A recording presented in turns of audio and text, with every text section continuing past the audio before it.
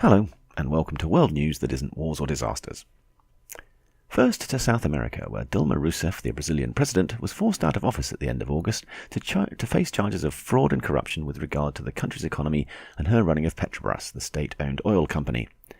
Whilst the specifics of these accusations are fairly minor, it was enough to allow her parliamentary opponents to vote her out of office, which sets a disturbing trend that future presidents might suffer a similar fate if they become unpopular with the political elites.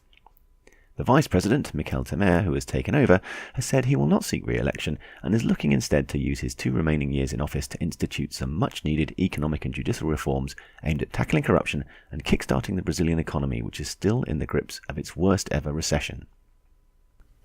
Last week, the US and China signed up to the Paris Accords, a set of global agreements designed to limit carbon emissions. Pretty much the rest of the world's countries have been signed up to these for ages, but since the US and China account for 40% of the world's greenhouse gas emissions, getting these two on board was a big deal in the fight to combat global warming. Why did they delay for so long before signing it? China was worried about damaging its industrial output, which is predominantly coal-powered, and the US was concerned about the impact on its domestic coal mining industry and an over-reliance on imported energy, which has now been addressed through domestic fracking projects. Speaking of the USA, Rodrigo Duterte, the hard-man president of the Philippines, missed out on a one-to-one meeting with Barack Obama earlier this month by calling the American president a son of a whore on national television.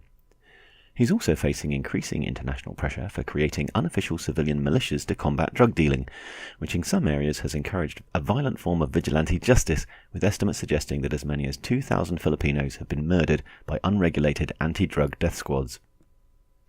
Returning to China for a bit, Hong Kong recently held elections to its Legislative Council, which saw 6 prominent pro-democracy campaigners taking office. Although technically part of China, Hong Kong has its own laws and government, but ever since taking back ownership from the UK in 1997, the Chinese Communist Party has been trying to curb the drift towards a fully democratic government for the region, which has led to a number of protests in the last few years, including the famous Umbrella Movement in 2014. Does this general election signal a change in Beijing's attitude towards Hong Kong's governance, or will the calls for greater autonomy or even independence give rise to another crackdown? You may have heard that the cat's favourite politician, Donald Trump, visited Mexico recently, but you may not have noticed that Luis Videgaray, the Mexican finance minister who arranged the meeting, stepped down shortly after the populist demagogue's departure. Although officially he was replaced as a result of a sharp rise in government borrowing and a slide in the value of the peso, it's more likely that Enrique Nieto, the deeply unpopular Mexican president, is using him as a scapegoat to deflect much of the criticism he is getting for agreeing to meet a man who has been so openly offensive towards the Mexican people. To Russia next, where the Levada Center, the last independent polling organization in the country, has been shut down by the government for undisclosed reasons just 2 weeks before parliamentary elections.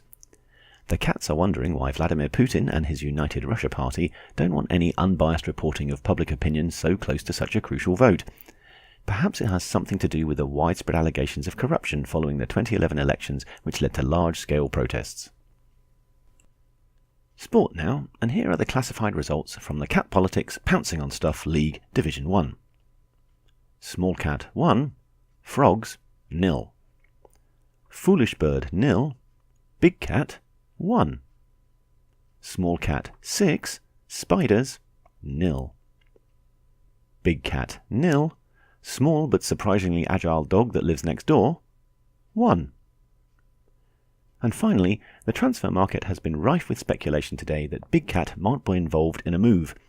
Any kind of move at all. However, Big Cat has been keen to deny these rumours, but hinted that she may be willing to shift her substantial furry behind as far as the kitchen if a sufficiently tempting offer of chicken was made.